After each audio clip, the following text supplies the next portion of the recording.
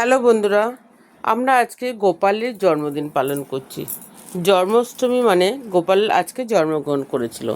তো দেখো, গোপালের স্নানের প্রস্তুতি নেওয়া হচ্ছে।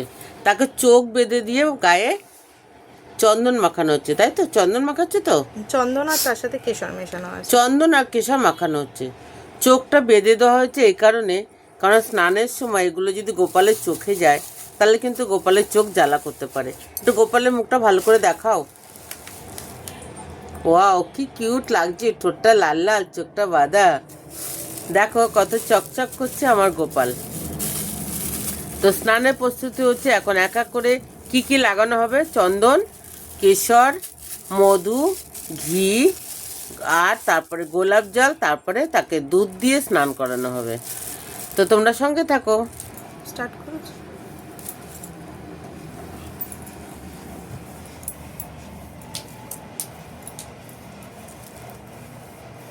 স্বস্তির চিহ্ন আঁকা হচ্ছে।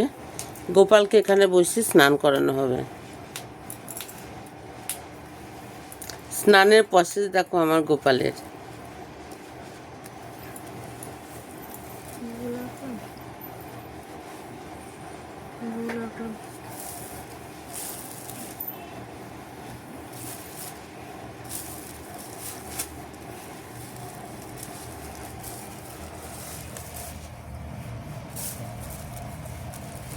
দেখো, স্বস্তিক চিহ্ন আঁকা হলো।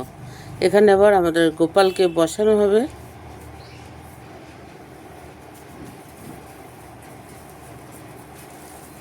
আমরা যেমন বাচ্চাদেরকে সেই বাথটবে স্নান করাই না, ঘরে বসে, গোপালের বাথটব রেডি হচ্ছে।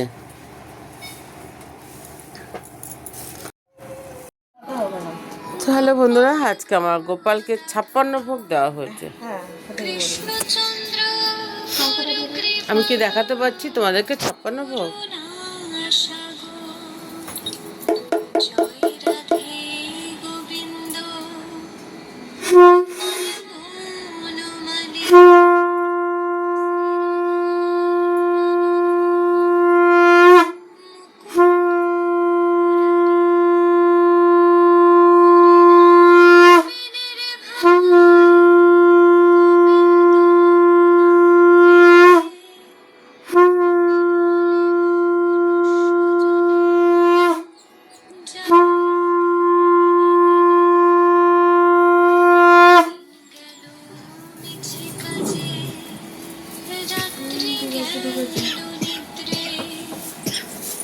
বসো মা, বসো মা, বসো বসো, পুজো হচ্ছে, পুজো হচ্ছে।